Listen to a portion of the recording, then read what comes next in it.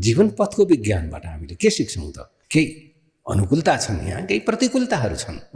यी अनुकूलता प्रतिकूलता दुइटैलाई चिर्दै हामी अगाडि बढ्नुपर्छ र त्यसरी बढ्ने क्रममा हामीले हाम्रो जीवनलाई अगाडि बढाउन सक्छौँ।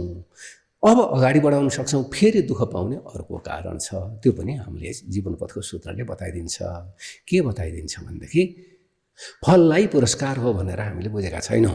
फललाई हामीले परिश्रम गरे अनुसार कहिले आउँछ कहिले आउँदैन भन्ने कुरो हामीले बुझेका छैनौँ। यसलाई हामीले आफ्नो अधिकारभित्र राखेका छौँ। विवाह भयो, एउटा फल आयो, पति पत्नी भइयो, पत्नी पनि मेरो अधिकार हो पतिले भन्छ, पत्नीले भन्छ पति मेरो अधिकार हो, केटाकेटी पनि मेरा अधिकार हो। केटाकेटी हाम्रा अधिकार, ल हेर्नुहोस्, हामीलाई तनाव आउने ठाउँ जहाँ अधिकार होइन त्यसलाई अधिकार जताएको छ क्या।